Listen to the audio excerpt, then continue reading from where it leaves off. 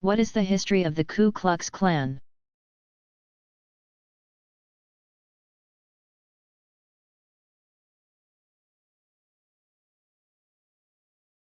The Ku Klux Klan, KKK, is a white supremacist group originally formed in 1865 in Pulaski, Tennessee. When Confederate Army veterans formed what they called a social club. The first leader, called the Grand Wizard, was Nathan Bedford Forrest, 1821–1877. A former general in the Confederate Army, who, on April 12, 1864, in the final days of the Civil War, led a massacre of 300 black soldiers in service of the Union Army at Fort Pillow, Tennessee.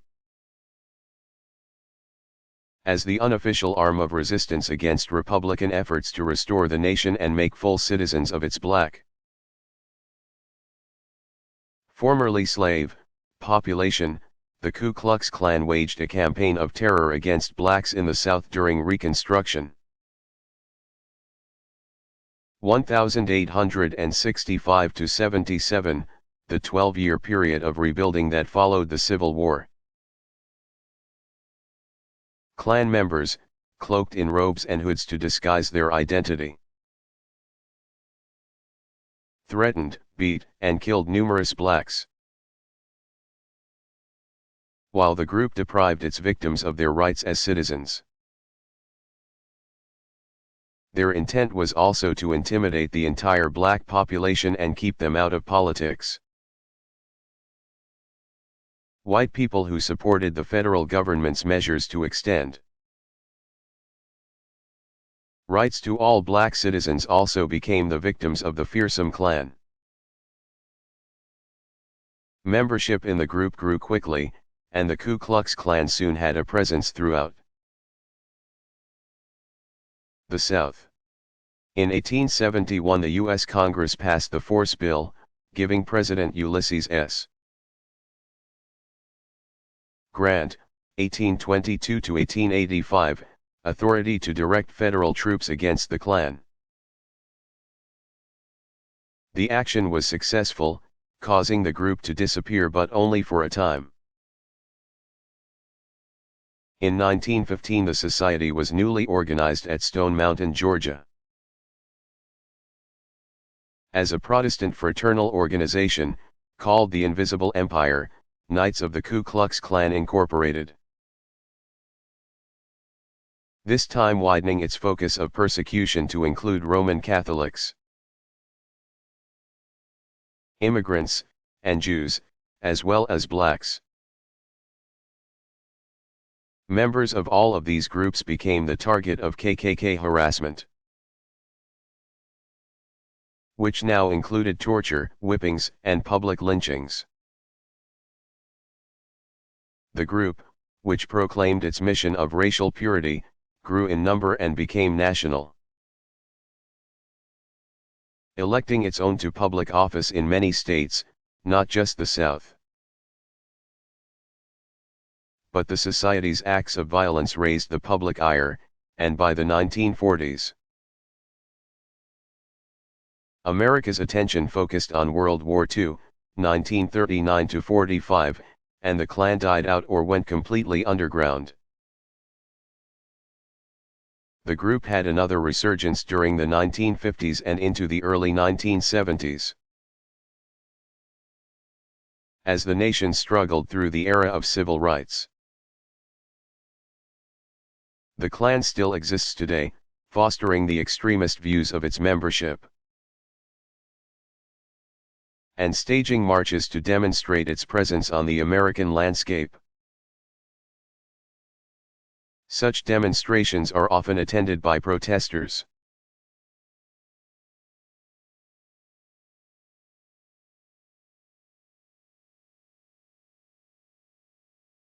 What was the New Deal?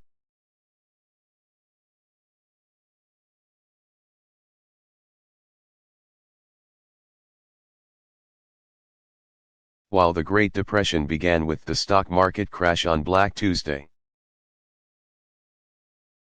October 29, 1929, many factors contributed to the financial crisis, including overproduction, limited foreign markets. Due to war debts that prevented trading, and overexpansion of credit, as well as stock market speculation. Soon the country was in the grips of a severe economic downturn that affected most every American.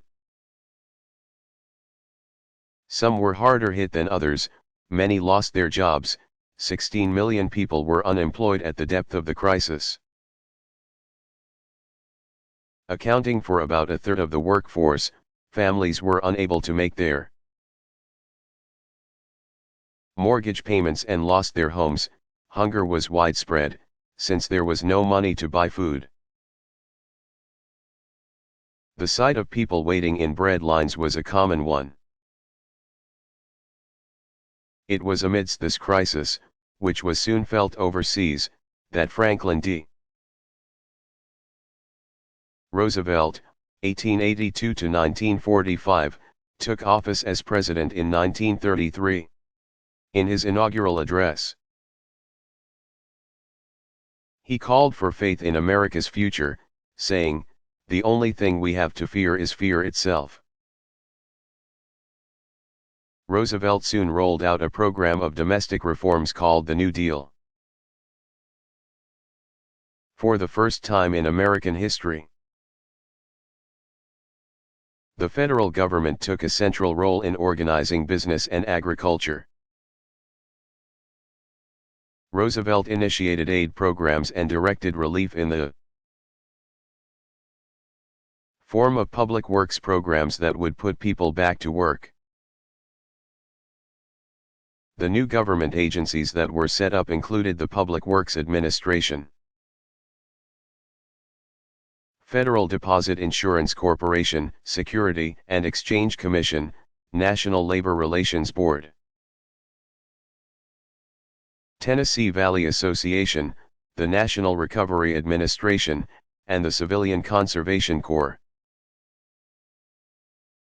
These government organizations soon become known by their initials: PWA, FDIC, SEC, NLRB, TVA, NRA, CCC. Roosevelt's critics charged him with giving the federal government too much power and began calling his New Deal alphabet soup. The president became widely known as FDR. Though the New Deal measures alleviated the situation and did put some Americans back to work, the country did not pull out of the Depression until industry was called upon to step up production in order to provide arms, aircraft, vehicles, and supplies for the war effort. It was during the early days of World War II, 1939 to 45. The economy buoyed by military spending, that the nation finally recovered. Many New Deal agencies are still part of the federal government today.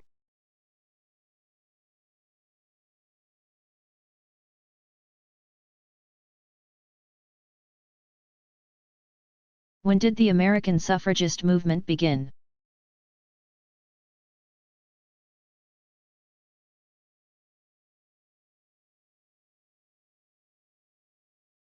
In the 1840s, American women began organizing and, in increasing numbers, demanding the right to vote. The movement was started by women who sought social reforms, including outlawing slavery, instituting a national policy of temperance, abstinence from alcoholic beverages, and securing better work opportunities and pay. These reformers soon realized that in order to make change they needed the power of the vote. Among the leaders of the suffragist movement was feminist and reformer Elizabeth Cady Stanton, 1815 to 1902. She joined with anti-slavery activist Lucretia Mott, 1793 to 1880, to organize the first women's rights convention in 1848 in Seneca Falls, New York, launching the woman suffragist movement. In 1869 Stanton teamed with Susan B. Anthony, 1820–1906, to organize the National Woman Suffrage Association. That same year, another group was formed, the American Woman Suffrage Association. Led by women's rights and anti-slavery activist Lucy Stone, 1818–1893, and her husband Henry Brown Blackwell, 1825–1909. In 1870 the common cause of the two groups was strengthened by the passage of the 15th Amendment, which gave all men, regardless of race, the right to vote. When the two organizations joined forces in 1890, they formed the National American Woman Suffrage Association, NAWSA. The founders of the American women's movement were followed by a new generation of leaders, which included Stanton's daughter, Harriet Eaton Blatch, 1856–1940, as well as Alice Paul, 1885–1977, who founded the organization that became the National Woman's Party. An organizer and editor Lucy Burns, 1879–1966, who worked closely with Paul. The suffragists appealed to middle-class and working-class women, as well as to students and radicals. They waged campaigns at the state level, distributed literature, organized meetings, made speeches, and marched in parades. They also lobbied federal legislators, picketed, and chained themselves to the White House fence. When jailed, many resorted to hunger strikes and were sometimes met with cruel treatment. The suffragists' fight was a fierce one. The opposition played on the widespread belief that if given the right to vote, women would neglect the traditional duties of wife and mother. The movement gained strength during World War I, 1914–18. As men went off to fight the war in Europe, the women at home demonstrated themselves to be intelligent and involved citizens in the life of the country. A wartime suffragist poster declared in one long column, as a war measure, "The country is asking of women service as farmers, mechanics, nurses, doctors, munitions workers, mine workers, yeomen, gas makers, bellboys, messengers, conductors, motormen, army cooks, telegraphers, ambulance drivers, advisors to the Council of National Defense," and in another short column it stated, "as a war measure. Women are asking of the country, the vote." By 1918 support for woman suffrage was broad. That year Congress proposed a constitutional amendment stating that the right of citizens of the United States to vote shall not be denied or abridged by the United States or by any state on account of sex. It was passed, as the proposed 19th Amendment, in the House in 1918 and in the Senate in 1919. The amendment was approved by the required number of state legislatures on August 18, 1920, when Tennessee ratified it.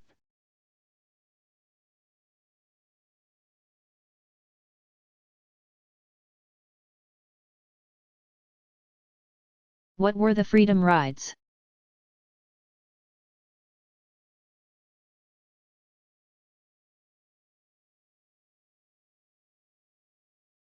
The Freedom Rides were a series of bus rides designed to test the U.S. Supreme Court's prohibition of segregation in interstate travel. In 1960, in the case of Boynton v. Virginia, the Supreme Court ruled in favor of a Howard University student who charged that segregation laws at the Richmond, Virginia, bus station violated federal anti-segregation laws. The Congress of Racial Equality, CORE, decided to test the enforcement of the federal law by initiating the Freedom Rides. On May 4, 1961, 13 people, black and white, boarded a bus for the South.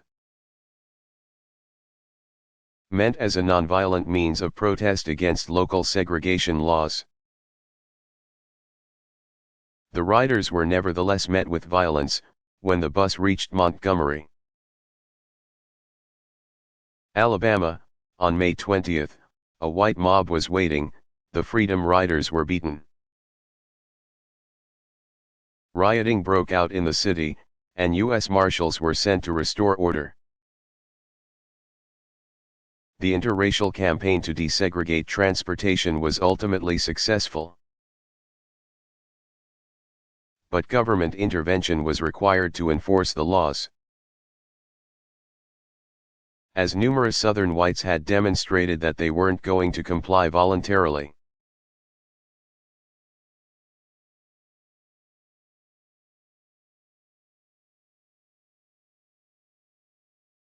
Why was Ford's Model T important?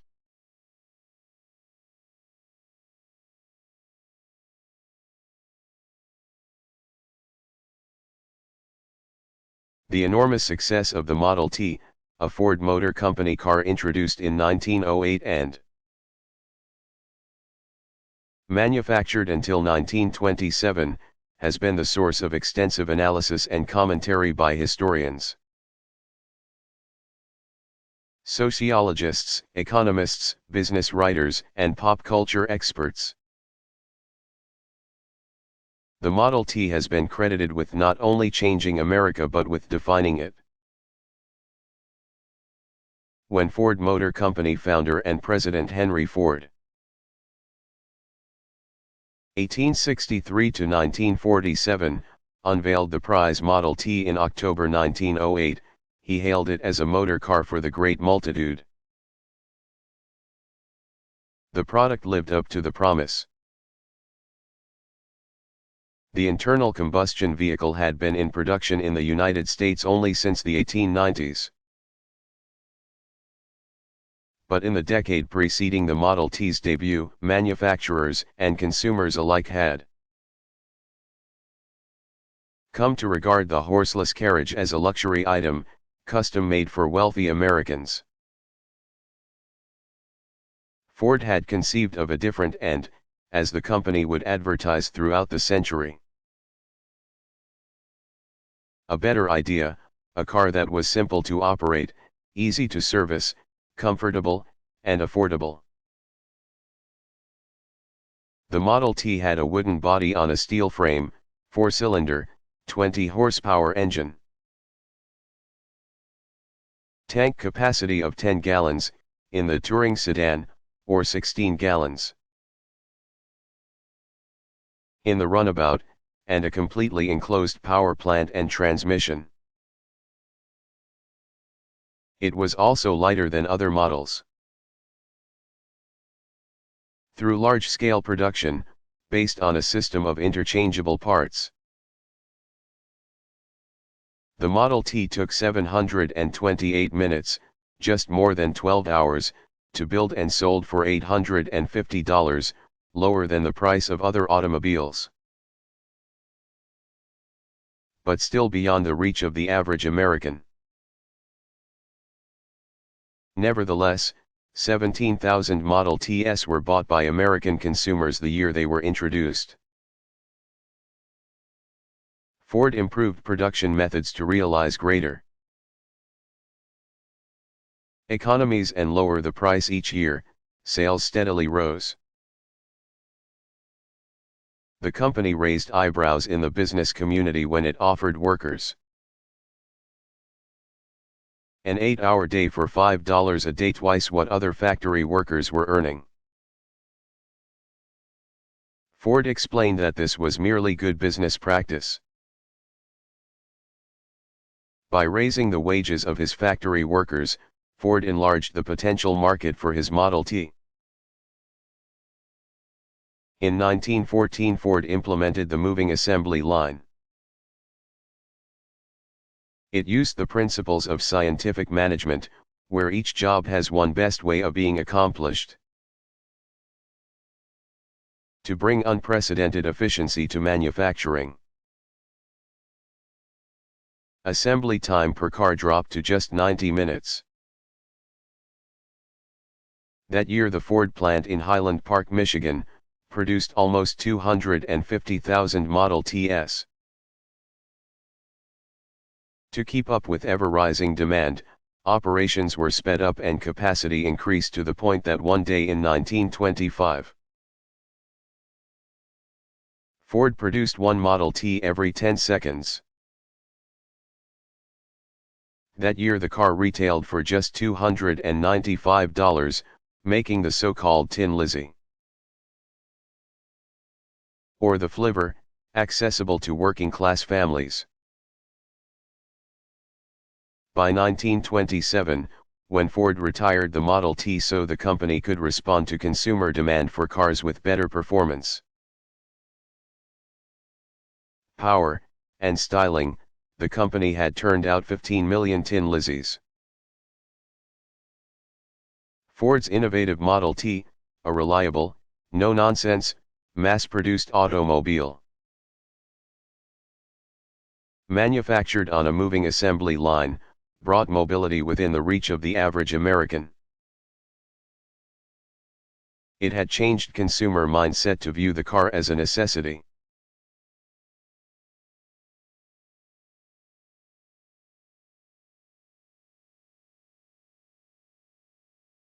Who were the Wobblies?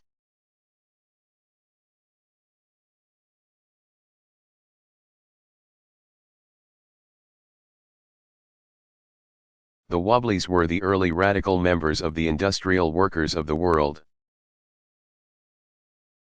IWW, a union founded in 1905 by the leaders of 43 labor organizations. The group pursued short-term goals via strikes and acts of sabotage as well as the long-term goal of overthrowing capitalism and rebuilding society based on socialist principles. One IWW organizer proclaimed that the final aim is revolution. Their extremist views and tactics attracted national attention, making IWW and Wobblies household terms during the early decades of the 20th century. Founded and led by miner and socialist William Big Bill Haywood. 1869 to 1928, and mine workers agitator Mary Mother Jones, 1830 to 1930, the IWW aimed to unite all workers in a camp, mine, or factory for the eventual takeover of the industrial facility. The Union organized strikes in lumber and mining camps in the West,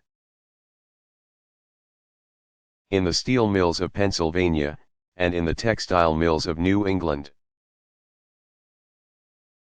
The leadership advocated the use of violence to achieve its revolutionary goals and opposed mediation. Negotiations moderated by a neutral third party, collective bargaining. Bargaining between worker representatives and an employer, and arbitration, third-party mediation. The group declined during World War I, 1914-18.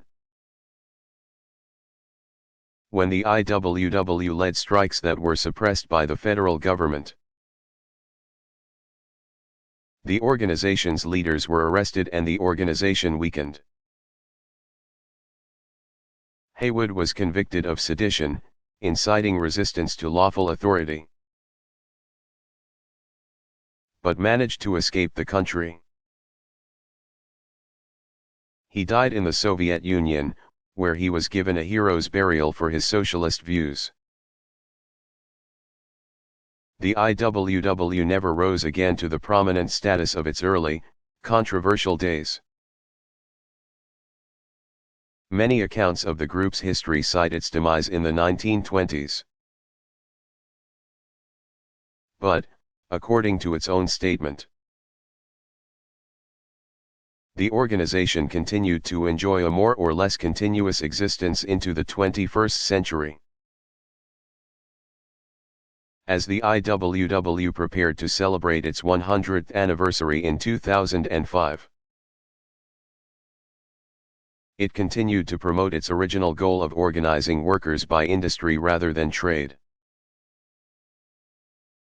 Under the IWW's scheme, workers around the world would organize into one big union divided into 6 camps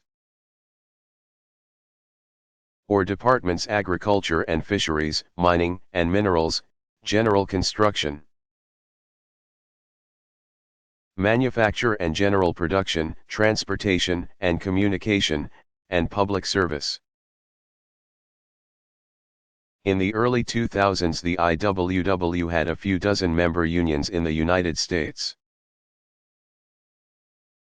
as well as branches in Australia, Japan, Canada, and the British Isles.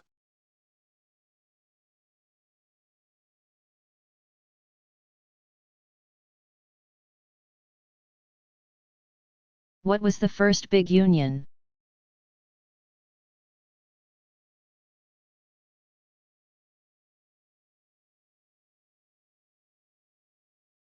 The first national union of note was the Knights of Labor, founded by garment workers in Philadelphia,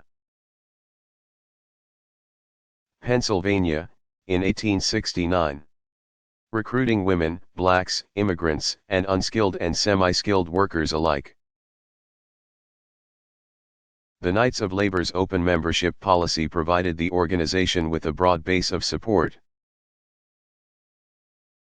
something previous labor unions, which had limited membership based on craft or skill, lacked. The organization set its objectives on instituting the 8-hour workday, prohibiting child labor under age 14, instituting equal opportunities and wages for women laborers, and abolishing convict labor. The group became involved in numerous strikes from the late 1870s to the mid-1880s. At the same time, a faction of moderates within the organization was growing, and in 1883 it elected American machinist Terence Powderly, 1849 to 1924, as president. Under Powderly's leadership, the Knights of Labor began to splinter. Moderates pursued a conciliatory policy in labor disputes, supporting the establishment of labor bureaus and public arbitration systems. Radicals not only opposed the policy of open membership, they strongly supported strikes as a means of achieving immediate goals, including a one-day general strike to demand implementation of an 8-hour workday. In May 1886, workers demonstrating in Chicago's Haymarket Square attracted a crowd of some 1,500 people. When police arrived to disperse them, a bomb exploded and rioting ensued. 11 people were killed and more than 1,000 were injured in the melee. For many Americans, the event linked the labor movement with anarchy. That same year, several factions of the Knights of Labor seceded from the Union to join the American Federation of Labor, AFL. The Knights of Labor remained intact for 3 more decades, before the organization officially dissolved in 1917. by which time the group had been overshadowed by the AFL and other unions.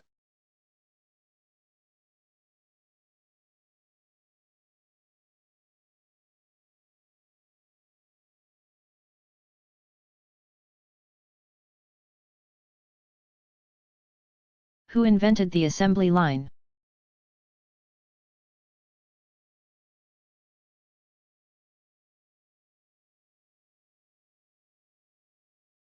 Ford Motor Company founder Henry Ford, 1863 to 1947, is credited with the creation of the assembly line, an industrial innovation that allowed cars to be produced quickly and efficiently. In 1913, 10 years after founding Ford Motor Company, Henry Ford installed the first moving assembly line in one of his Model T manufacturing plants. The innovation proved to be the beginning of the consumer age. The assembly line allowed greater efficiencies in auto production, which, in turn, reduced the price of a quality car, putting it in reach of the ordinary person. Soon, manufactured goods of every variety would be mass-produced.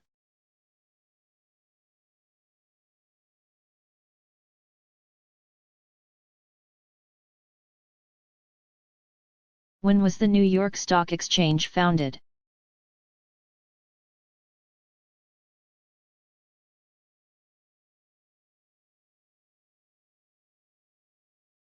The oldest and largest stock exchange in the United States, the New York Stock Exchange, NYSE, had its origins on May 17, 1792, when local brokers who had been buying and selling securities under a designated tree agreed to formalize their business transactions. The NYSE that most people would recognize today opened for business in 1825 at 11 Wall Street, New York City. At the time most shares traded were in canal, turnpike, mining, and gaslight companies. Though a few industrial securities were first traded on the New York Stock Exchange as early as 1831. It was another 40 years before the complexion of trading changed to a more industrial nature. As the nation became increasingly manufacturing-oriented, the companies listed on the exchange reflected the economic shift. Today, if corporations wish to list their stocks on the NYSE, they must have a minimum of 2,000 shareholders. Each of those original shareholders must have 100 or more shares. The corporation must be able to issue at least 1 million shares of stock.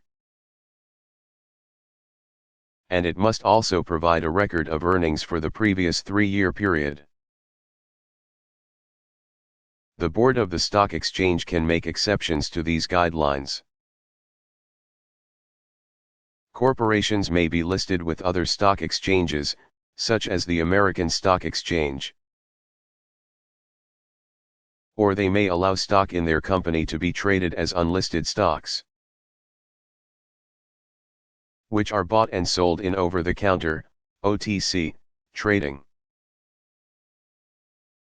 Companies that do not allow shares to be publicly traded are called private corporations.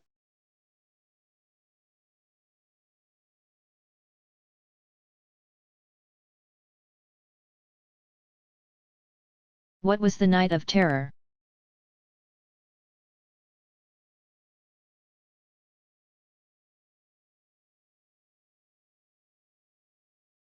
It is a little-known episode in the American suffragist movement that took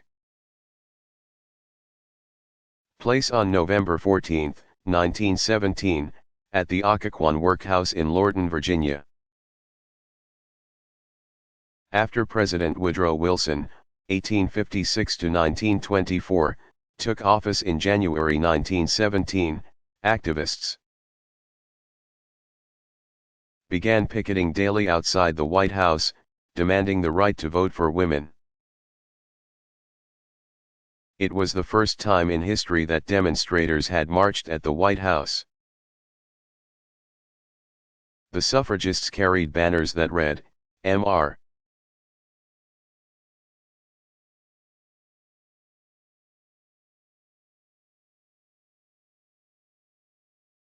What was the Beat movement?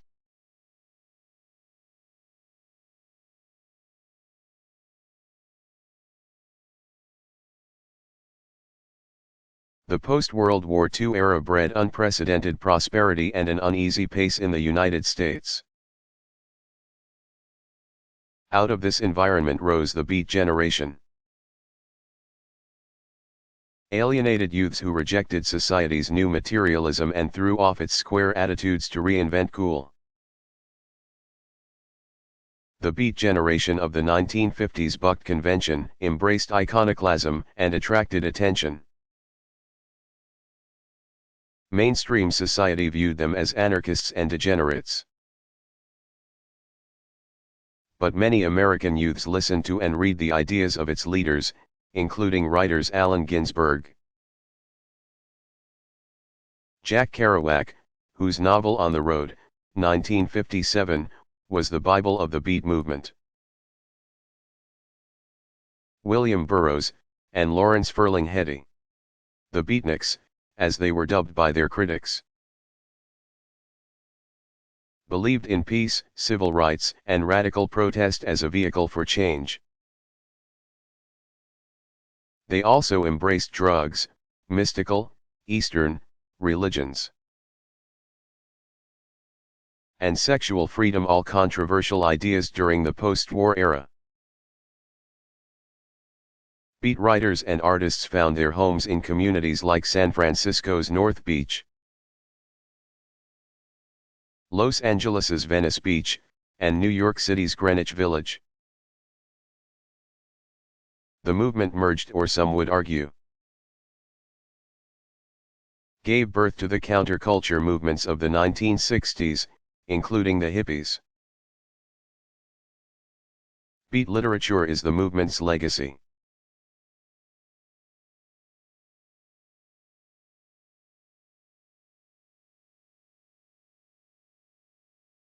What are Nader's Raiders?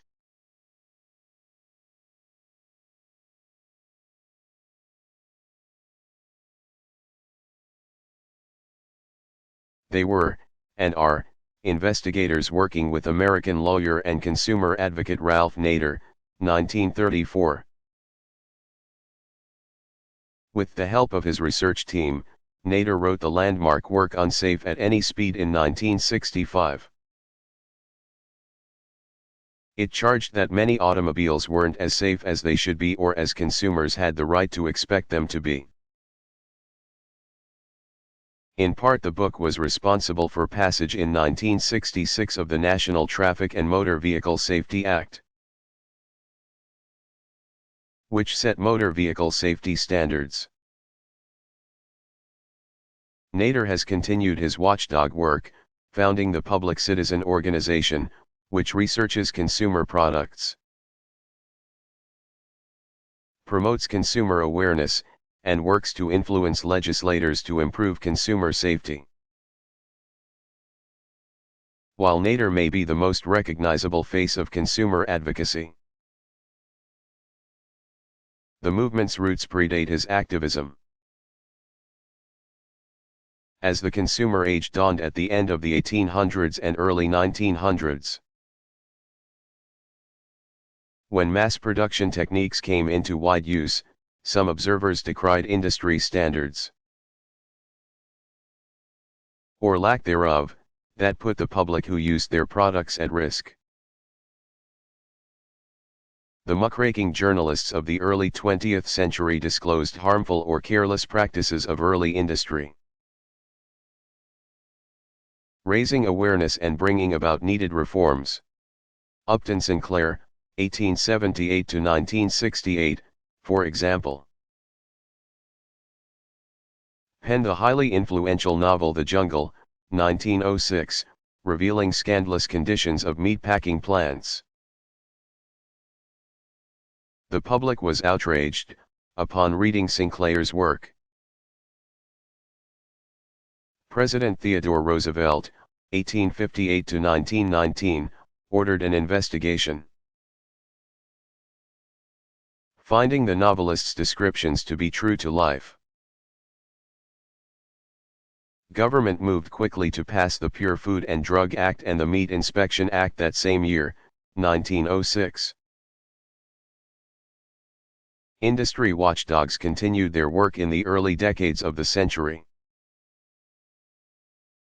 In 1929, Consumers Research Inc. was founded, and in 1936, the Consumers Union was formed. Both of these independent organizations test and rate consumer products. Consumers Union publishes its reports in the monthly magazine Consumer Reports. Such consumer advocacy has served to heighten public awareness, compelling industry to make changes and improving the safety of products in general. Abuses still occur, but at roughly 100 years into the consumer age. The work of consumer watchdogs like NATO's Raiders has made the consumer experience far less risky than it once was.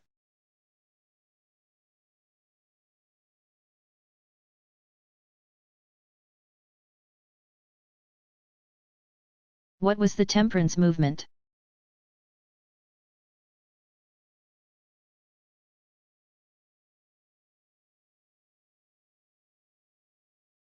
Temperance was an American movement that began in the mid-1800s to outlaw the manufacture and consumption of alcoholic beverages,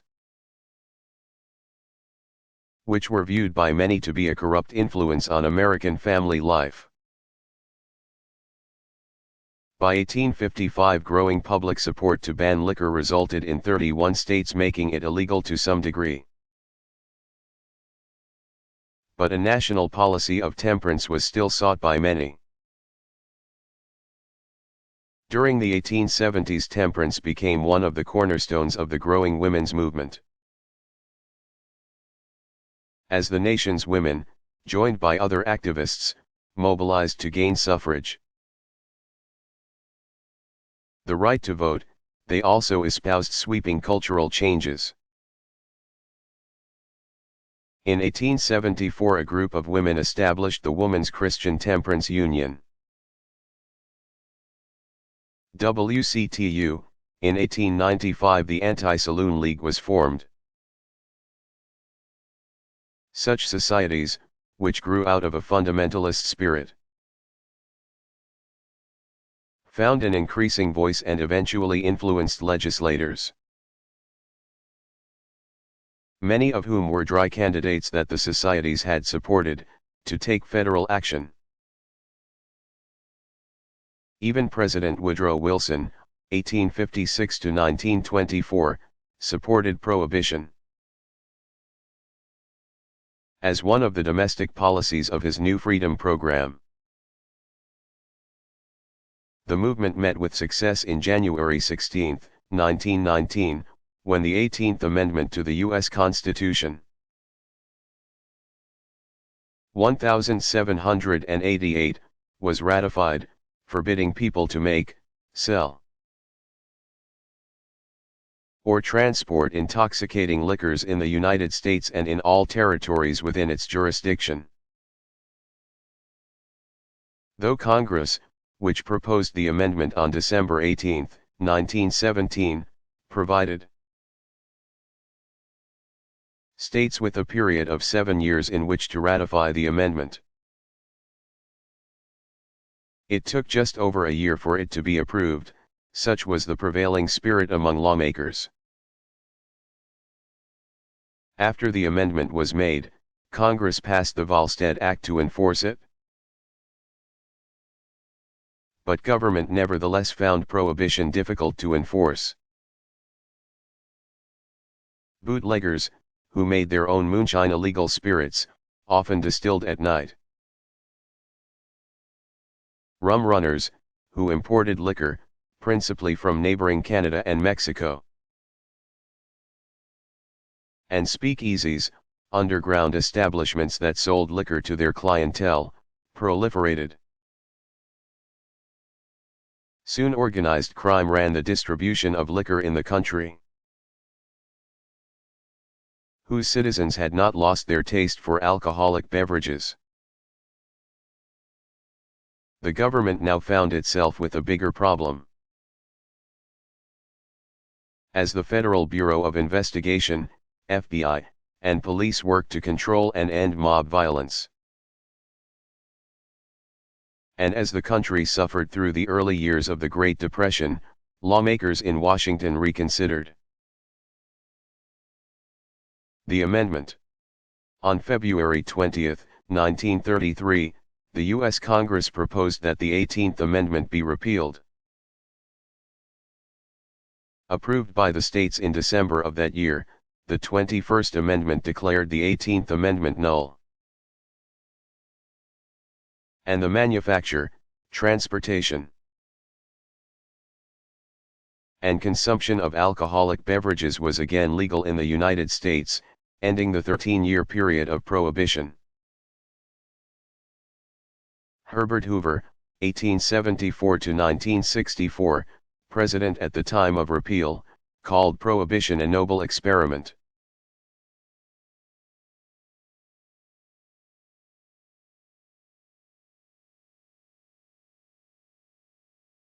How were Southern blacks prevented from voting?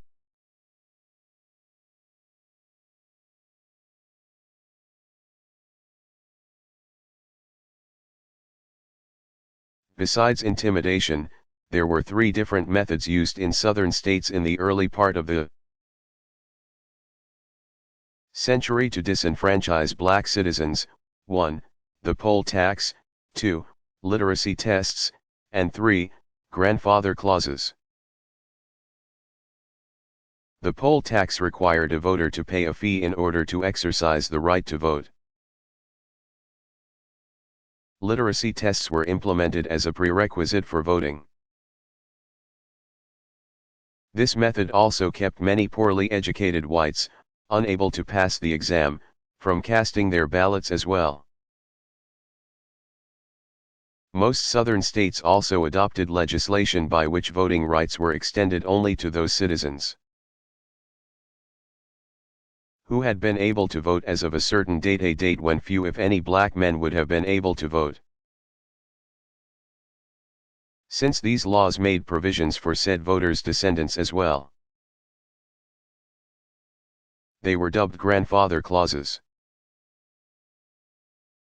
Such attempts to deny citizens the right to vote were made unlawful in 1964, by the 24th Amendment,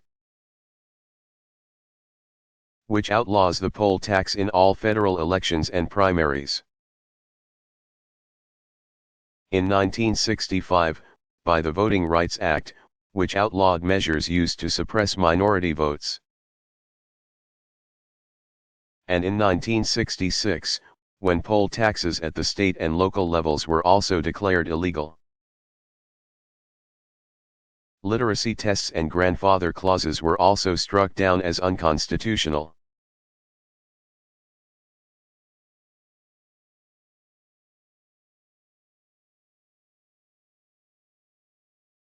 Who were the robber barons?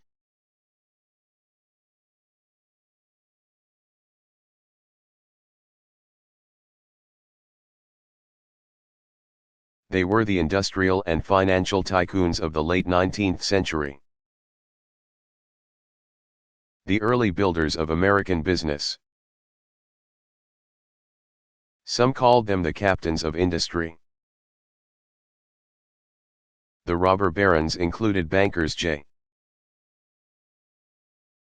Pierpont Morgan, 1837 to 1913, and J. Cook, 1821-1905, oil industrialist John D. Rockefeller, 1839 to 1937, steel mogul Andrew Carnegie, 1835 to 1919, financiers James J. Hill, 1838 to 1916, James Fisk, 1834 to 1872, Edward Harriman, 1848 to 1909, and J. Gould, 1836 to 1892, and rail magnates Cornelius Vanderbilt, 1794 to 1877, and Collis Huntington, 1821 to 1900. These influential businessmen were hailed for expanding and modernizing the capitalist system and lauded for their philanthropic contributions to the arts and education.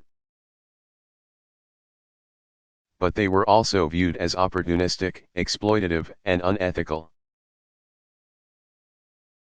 Many factors converged to make the robber baron possible. The new nation was rich in natural resources, including iron, coal, and oil. Technological advances steadily improved manufacturing machinery and processes. The population growth, fed by an influx of immigrants, provided a steady workforce, often willing to work for a low wage. The government turned over the building and operation of the nation's railways to private interests. And, adhering to the philosophy of laissez-faire, non-interference in the private sector, the government also provided a favorable environment in which to conduct business. Shrewd businessmen turned these factors to their advantage, amassing great empires. Reinvesting profits into their businesses, fortunes grew. The robber barons, especially the railroad men and the financiers who gained control of rail companies through stock buyouts, hired lobbyists who worked on their behalf to gain the corporation's subsidies, land grants, and even tax relief at both the federal and state levels. The robber barons converted their business prowess into political might. In Washington, politicians grew tired of the advantage-seeking. Representatives of the nation's business leaders, reform-minded progressives complained that the robber barons lived in opulent luxury, while their workers barely eked out a living, their families teetering on despair. After dominating the American economy for decades, changes around the turn of the century worked to curb the influence of the robber barons. In 1890 the federal government passed the Sherman Antitrust Act, making trusts, combinations of firms or corporations formed to limit competition and monopolize a market, illegal. Workers continued to organize in labor unions, with which corporations were increasingly compelled to negotiate. The Interstate Commerce Commission, ICC, was established in 1887 to prevent abusive practices. And in 1913 the 16th Amendment was ratified, allowing the federal government to collect a graduated income tax. Though many American businessmen and women would make great fortunes in the 20th century, by the end of the 1920s the era of the robber barons had drawn to a close.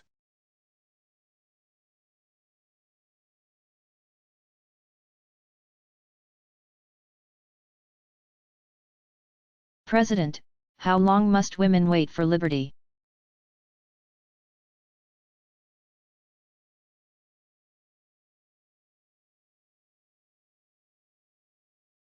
And, more radically, Kaiser Wilson, 20 million American women are not self-governed. Their intent was to expose the government's hypocrisy. In April the United States had entered World War I. 1914-18, in an effort to guarantee democracy abroad. Yet democracy did not exist at home where the entire female population remained disenfranchised. In June, police began arresting demonstrators on minor charges, such as obstructing traffic. But the arrests did nothing to deter the suffragists. Upon their release from prison, they returned to protest at the White House gates. In all, 168 women, including Alice Paul, 1885 to 1977, and Lucy Burns, 1879 to 1966, of the National Woman's Party, were arrested. On the night of November 14, 1917, guards took 33 protesters to the Occoquan workhouse to be held.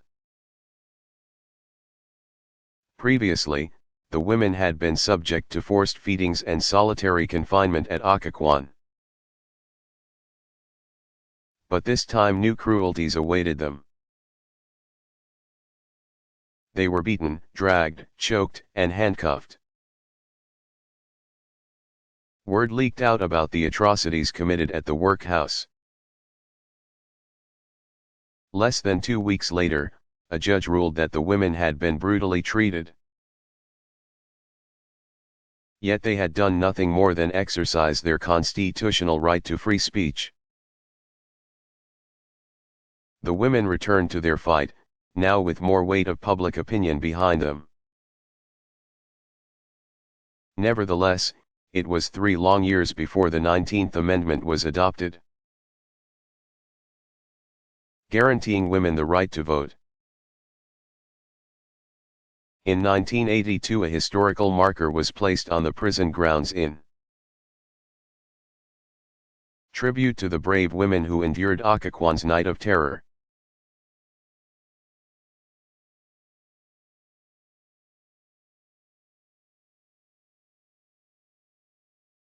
What was the nonviolence movement?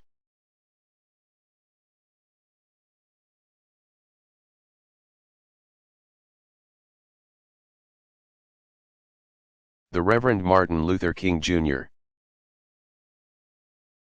1929 to 1968, was committed to bringing about change by staging peaceful protests.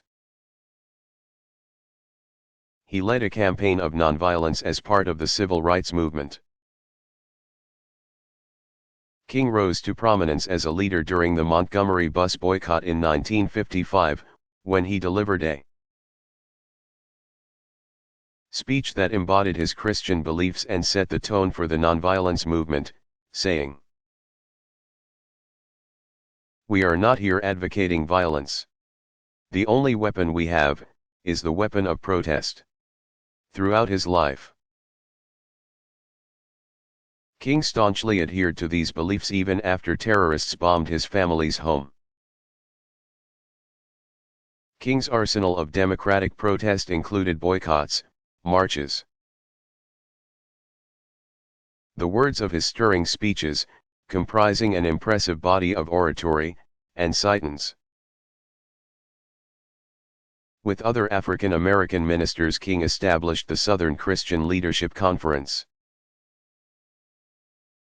1957, which assumed a leadership role during the civil rights movement. The nonviolent protest of Black Americans proved a powerful weapon against segregation and discrimination. A massive demonstration in Birmingham, Alabama, in 1963 helped sway public opinion and motivate lawmakers in Washington to act when news coverage of the event showed peaceful protesters being subdued by policemen using dogs and heavy fire hoses. In response to the outcry over the event in Birmingham, President John F. Kennedy, 1917 to 1963, proposed civil rights legislation to Congress. The bill was passed in 1964. That same year, Martin Luther King Jr. Received the Nobel Peace Prize for his nonviolent activism. King's policy of peace was challenged 2 years later when the Student Nonviolent Coordinating Committee (SNCC), tired of the violent response with which peaceful protesters were often met, urged activists to adopt a more decisive and aggressive stance and began promoting the slogan Black Power. The civil rights movement, having made critical strides, became fragmented, as leaders, including the highly influential Malcolm X, 1925 to 1965, differed over how to effect change. On April 4, 1968, King was in Memphis, Tennessee, to show his support for a strike of black sanitation workers when he was gunned down outside his hotel room shortly after 5:30 in the evening. As news of King's death swept over the nation, blacks in 168 American cities and towns responded with rioting, setting fire to buildings, and looting white businesses. Commenting on the terror, radical African American leader Stokely Carmichael said, "When white America killed Dr. King last night, she declared war on us." The chaos continued for a week. When the rioting ended on April 11, there were 46 dead, most of them black, 35,000 injured, and 20,000 jailed. Nevertheless, the violent crime that claimed the leader's life and the violence that erupted after news spread of his death have not, decades later, overshadowed King's legacy of peace and his message of the brotherhood of all people.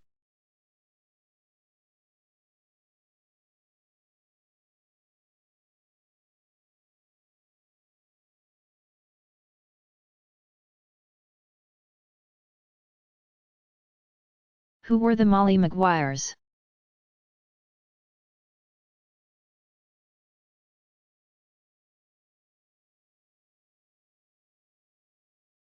They were Irish-American coal miners in eastern Pennsylvania who organized a secret society in 1854. The Molly Maguires aimed to wage a campaign of violence against mine owners and operators. The name of the group came from a society in Ireland that used physical force to fight ruthless landlords.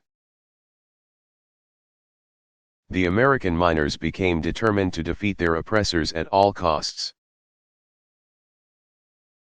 Their numbers grew, and in the decade following the Civil War, 1861 to 65,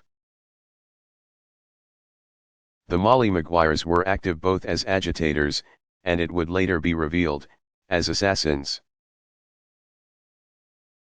In 1875 the group incited a coal miners' strike,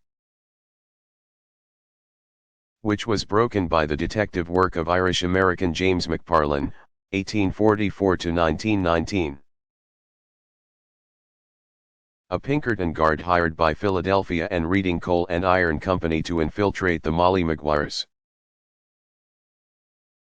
McParland revealed the identities of gunmen responsible for the deaths of 9 mine company foremen. Several members of the secret society were arrested, tried and convicted, in 1876, and hanged, in 1877, for the crimes. American sympathies for the plight of the miners were diminished by the headlines proclaiming the terrorist activities of the Molly Maguires. The society dissolved by 1877. Their presence, however, was long felt in the anthracite coal fields of Pennsylvania, where company police monitored activities in the mines and effectively intimidated many miners from organizing.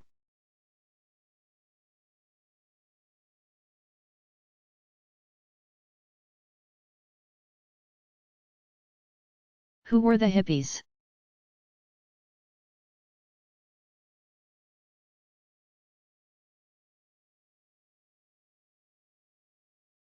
Most hippies of the 1960s and 1970s were young, 15 to 25 years old, white, and from middle-class families. The counterculture, anti-establishment, movement advocated peace, love, and beauty. Having dropped out of modern society, and tuned in to their own feelings. These flower children were as well known for their political and social beliefs as they were for their controversial lifestyle. They opposed American involvement in the Vietnam War, 1954-75, and rejected an industrialized society that seemed to care only about money. They favored personal simplicity, sometimes living in small communes where possessions and work were shared. Or living an itinerant lifestyle, in which day-to-day responsibilities were few if any. They wore tattered jeans and bright clothing usually of natural fabrics, grew their hair, braided beads into their locks, walked around barefoot or in sandals, and listened to a new generation of artists including the Beatles, the Grateful Dead, Jefferson Airplane, Bob Dylan, and Joan Baez. Some hippies were also known for their drug use, experimenting with marijuana and LSD. Some hoped to gain profound insights or even achieve salvation through the drug experience, something hippie guru Timothy Leary told them was possible. New York City's East Village and San Francisco's Haight-Ashbury neighborhood became havens of the counterculture. The movement began on American soil, but was soon embraced elsewhere as well, principally Canada and Great Britain.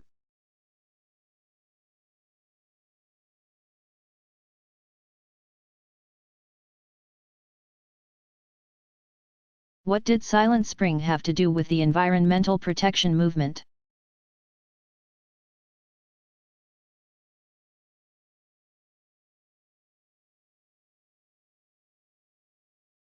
The 1962 work by American ecologist Rachel Carson, 1907-1964, cautioned the world on the ill effects of chemicals on the environment. Carson argued that pollution and the use of chemicals,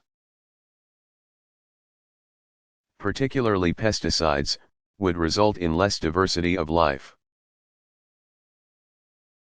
The best-selling book had wide influence, raising awareness of environmental issues and launching green environmental protection movements in many industrialized nations.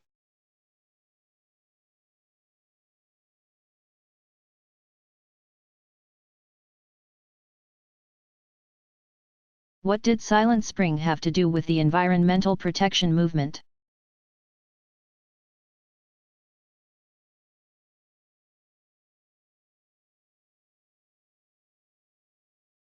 The 1962 work by American ecologist Rachel Carson, 1907-1964, cautioned the world on the ill effects of chemicals on the environment. Carson argued that pollution and the use of chemicals, particularly pesticides, would result in less diversity of life.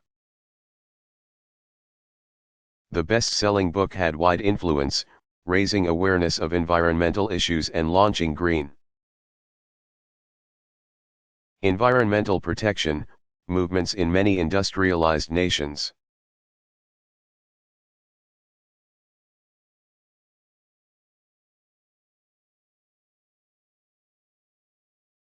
What is the Kyoto Protocol?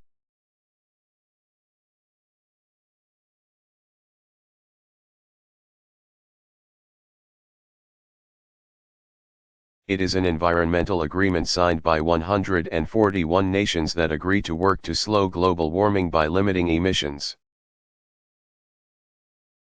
cutting them by 5.2% by 2012. Each nation has its own target to meet. The protocol was drawn up December 11, 1997, in the ancient capital of Kyoto, Japan,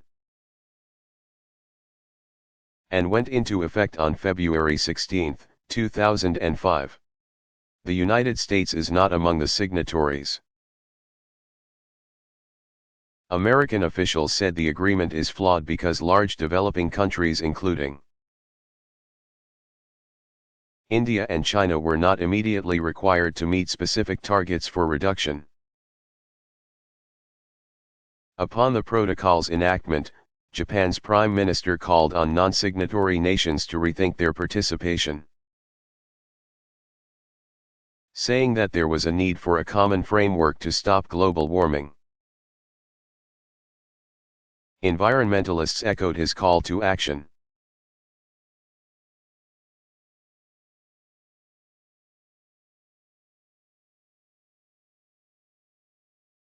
What is the Kyoto Protocol?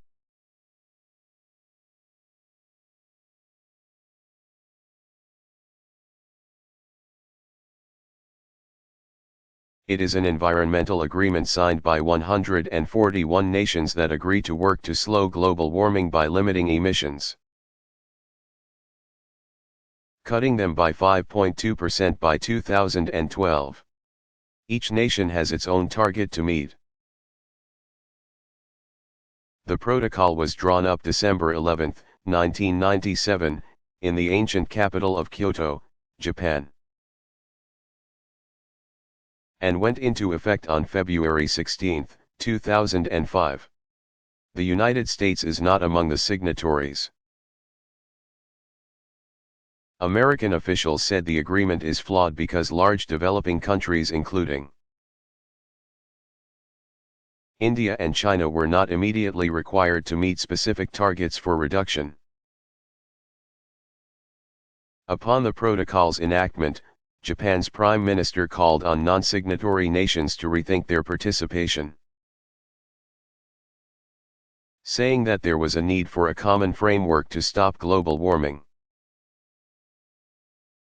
Environmentalists echoed his call to action.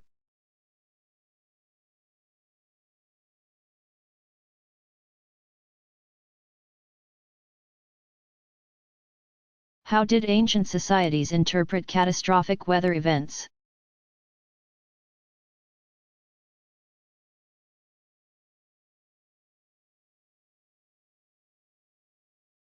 Different cultures developed wholly unscientific explanations for dramatic weather events or other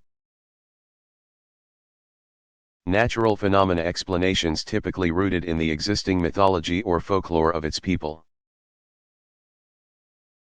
For example, the ancient Maya, in Mexico's Yucatan Peninsula and in parts of Central America, believed that earthquakes were the gods' way of thinning out an overcrowded population. Indians in central Mexico are believed to have worshipped the grasshopper or locust after swarms destroyed their crops. One Japanese myth maintained that the entire island string rested on the back of a giant catfish, who would grow restless and flop around when the gods were displeased, resulting in an earthquake. According to Hawaiian myth, the volcano goddess Pele causes Mount Kilauea to erupt whenever she has a temper tantrum.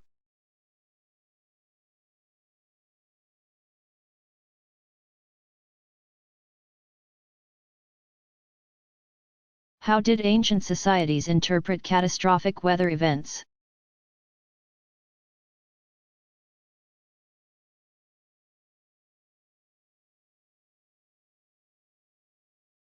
Different cultures developed wholly unscientific explanations for dramatic weather events or other Natural phenomena explanations typically rooted in the existing mythology or folklore of its people. For example, the ancient Maya, in Mexico's Yucatan Peninsula and in parts of Central America, believed that earthquakes were the gods' way of thinning out an overcrowded population. Indians in central Mexico are believed to have worshipped the grasshopper or locust after swarms destroyed their crops. One Japanese myth maintained that the entire island string rested on the back of a giant catfish, who would grow restless and flop around when the gods were displeased, resulting in an earthquake. According to Hawaiian myth, the volcano goddess Pele causes Mount Kilauea to erupt whenever she has a temper tantrum.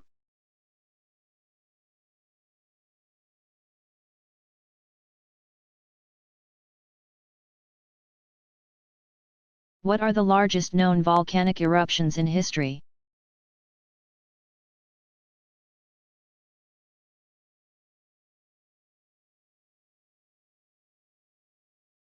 Scientists measure volcanic eruptions by the amount of material that a volcano ejects into the atmosphere. Based on this measurement system, the largest eruptions include, in descending order of strength: 1 at Yellowstone Park in the United States, c. 600,000 BC, another at Toba, Indonesia, about 74,000 BC, Atambara, Indonesia, eruption in AD 1815, Santorini, Greece, in 1470 BC. Loki, Iceland, in AD 1783, which also produced the largest known lava flow in recorded history. And another in Indonesia, at Krakatau, in AD 1883. The eruption in Yellowstone is hard to fathom. The volcano, which would have been located in present-day Wyoming, left a crater that measures 30 by 45 miles and released about 10,000 cubic kilometers of material into the atmosphere. To put this into perspective, consider that the next largest eruption, that at Toba, released 1/10 that amount, or 1,000 cubic kilometers. The one at Tambora released 1/10 of the Toba amount, 100 cubic kilometers. All of the others released about 10 cubic kilometers of earth debris into the atmosphere. The May 18, 1980, eruption of Mount St. Helens in southwestern Washington state is also considered among the largest known eruptions in history and is the largest eruption in the modern history of the 48 contiguous United States. Mount St. Helens released a comparatively small amount of material, 1 cubic kilometer, but the damage was great after the volcano erupted. Much of the region was blanketed in ash, miles of forest were devastated, and the North Fork of the Toutle River was laden with ash and other volcanic debris up to 600 feet deep. The eruption claimed 57 lives.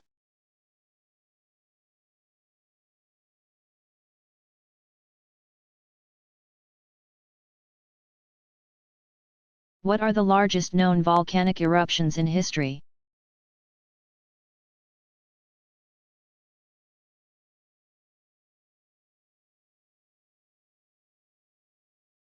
Scientists measure volcanic eruptions by the amount of material that a volcano ejects into the atmosphere. Based on this measurement system, the largest eruptions include, in descending order of strength: 1 at Yellowstone Park in the United States, c. 600,000 BC, another at Toba, Indonesia. About 74,000 BC, Atambora, Indonesia, eruption in AD 1815, Santorini, Greece, in 1470 BC.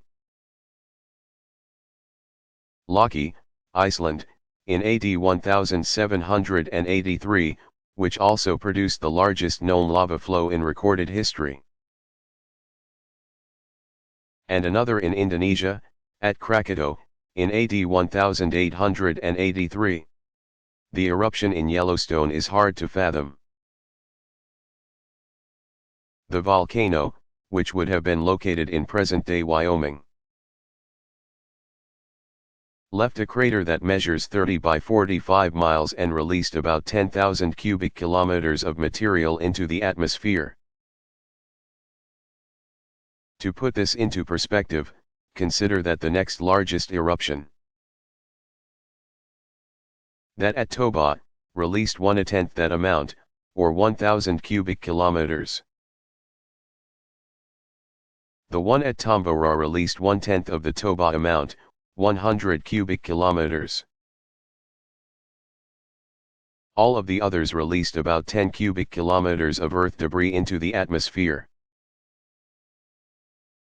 The May 18, 1980, eruption of Mount St. Helens in southwestern Washington state is also considered among the largest known eruptions in history and is the largest eruption in the modern history of the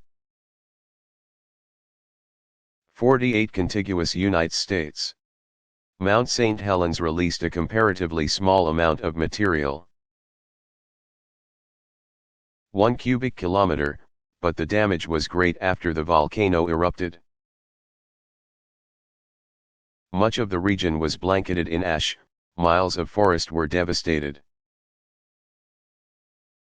And the North Fork of the Toutle River was laden with ash and other volcanic debris up to 600 feet deep. The eruption claimed 57 lives.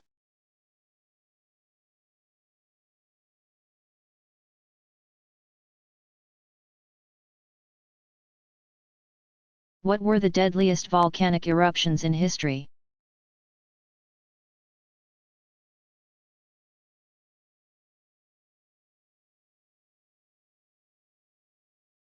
The April 5, 1815, eruption of Mount Tambora in Indonesia was the deadliest yet, killing some 92,000 people. Another Indonesian eruption later in the 19th century, this time at Krakatau, claimed 36,417 lives in late August 1883. On the French island of Martinique in the West Indies, Mount Pelee erupted on August 30, 1902, and more than 29,000 people perished. A relatively recent and deadly eruption was that on November 13, 1985, at Nevada del Ruiz, Colombia. It claimed 23,000 lives. Iceland's Skaptur volcano erupted in 1783. While the number of lives lost may not qualify it for inclusion on a short list of deadliest volcanoes, the human toll was great indeed. 20% of the country's population died. Because of population growth, today more people live closer to volcanoes, both active and inactive. As a result, the number of volcano-related deaths has increased. Between the years 1600 and 1900, the estimated average death toll per year due to volcanoes was 315. Since the beginning of the 20th century, an average of 845 people have died each year because of volcanic eruptions.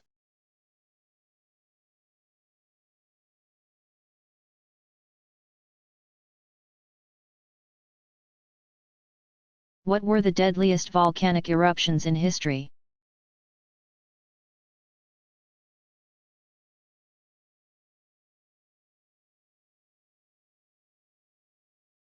The April 5, 1815, eruption of Mount Tambora in Indonesia was the deadliest yet, killing some 92,000 people. Another Indonesian eruption later in the 19th century, this time at Krakatau, claimed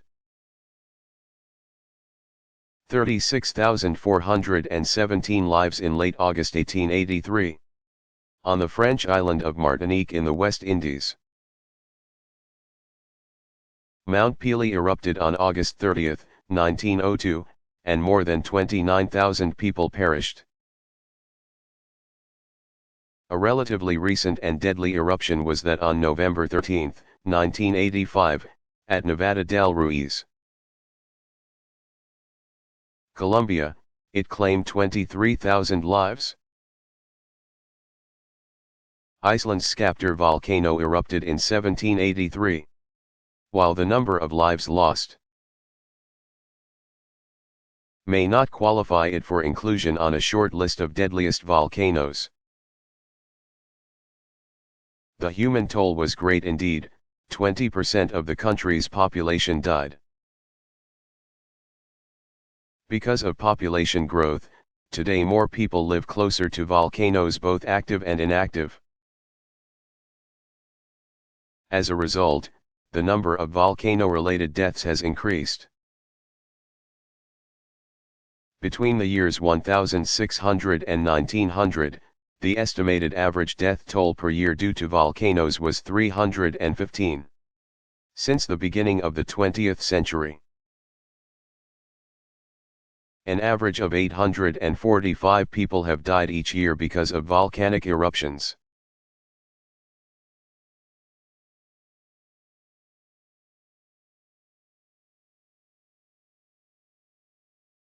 What is the strongest earthquake ever measured?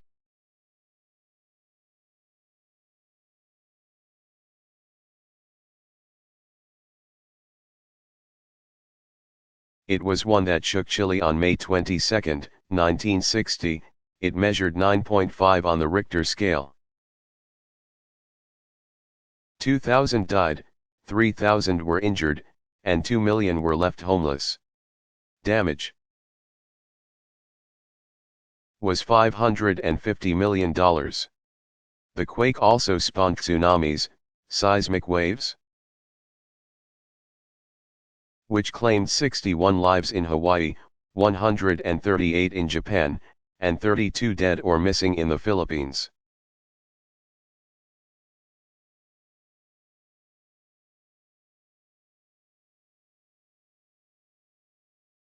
What is the strongest earthquake ever measured?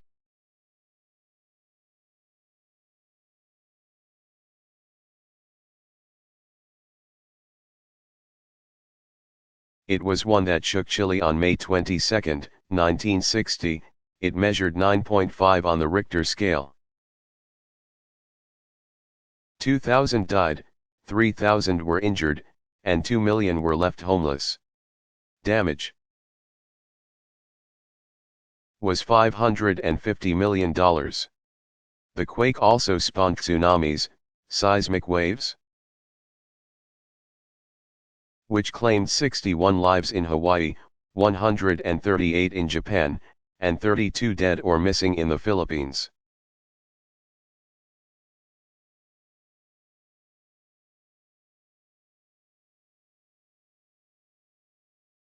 What was the most damaging earthquake in recent history?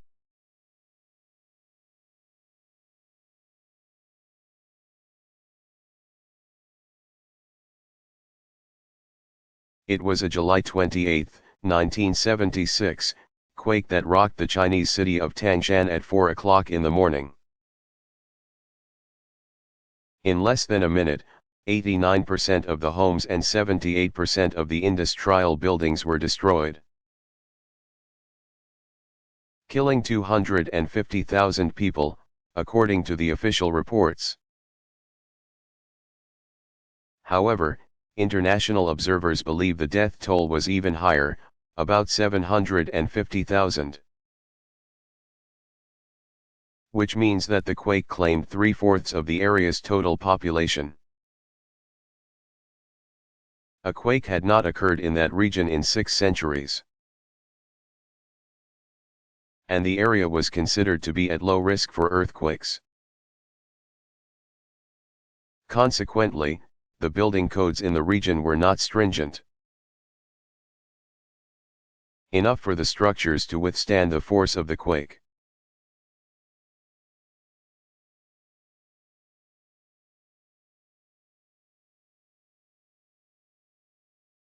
What was the most damaging earthquake in recent history?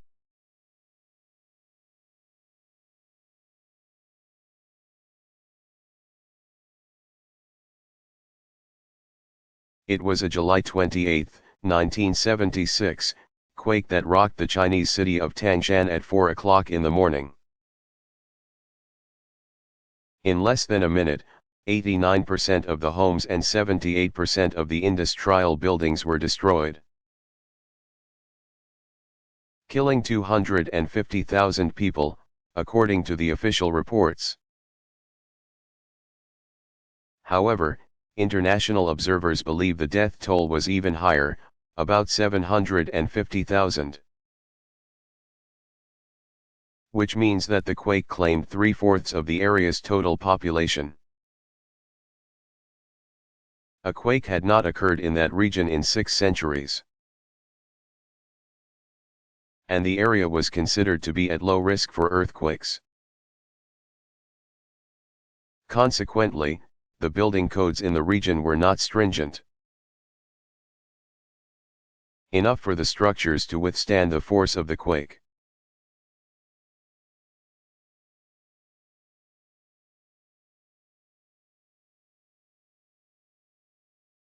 What is the strongest earthquake recorded in an urban area?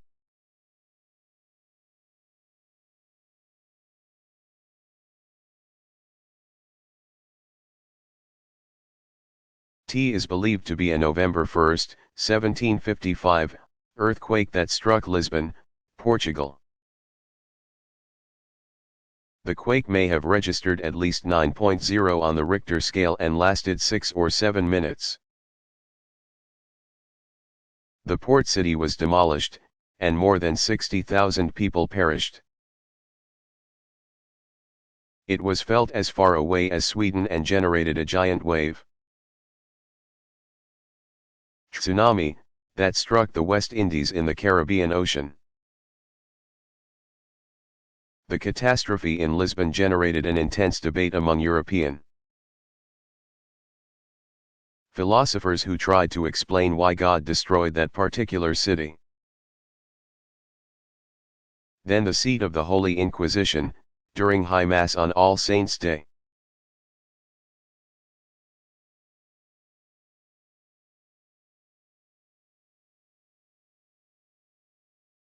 What is the strongest earthquake recorded in an urban area?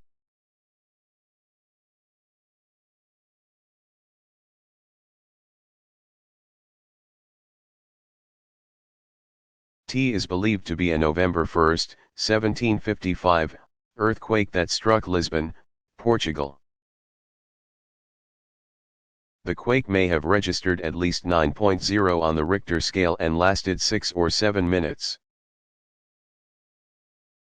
The port city was demolished, and more than 60,000 people perished.